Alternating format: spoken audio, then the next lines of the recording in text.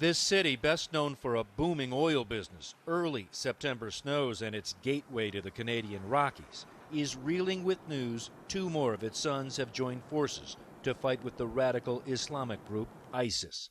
Brothers Gregory and Colin Gordon disappeared in 2012, and now, through disturbing tweets, Colin Gordon confirms he has taken up jihad as an ISIS fighter.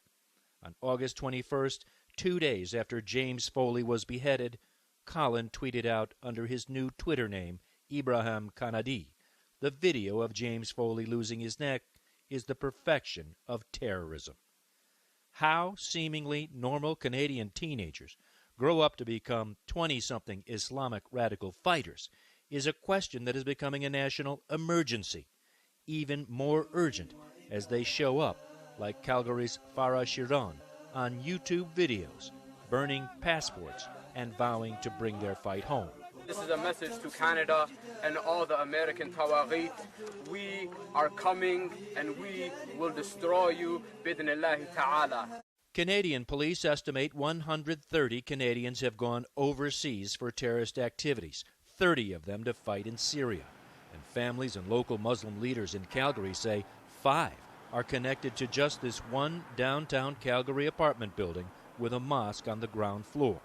It's where a recent convert named Damien Claremont began worshiping in 2012 before he too disappeared. What did he sound like? Just normal, just as if he wasn't in Syria.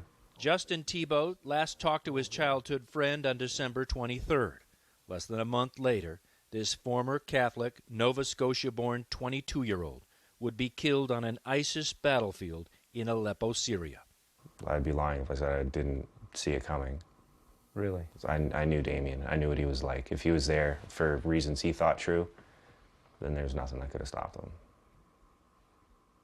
except death. Damien Claremont's mother says her son tried to commit suicide the day after his 17th birthday.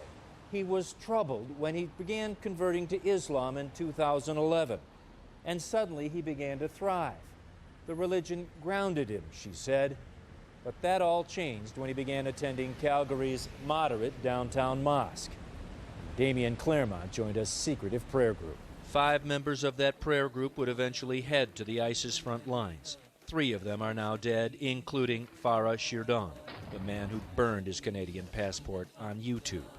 What is most troubling of all, especially to the Muslim community here, which has been outspoken in its opposition to radical theology, is why these seemingly normal Canadian youngsters are going to fight as terrorists in foreign lands.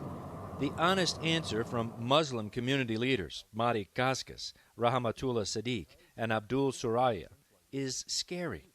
They don't know. That's the same thing people say when somebody well-off commits suicide.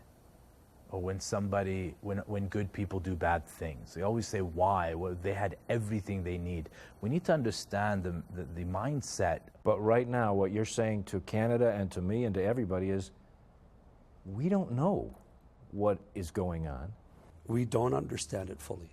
And this is why this is something that we're trying to address. This week, these community leaders will stage an unprecedented summit between police, government, and Muslim youth experts in an effort to stop what they call the criminal radicalization of Calgary's youth.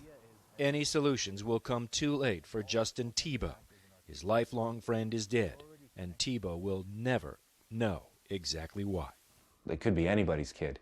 You know, it was my friend Damien, the last person I would ever expect. It could be anybody.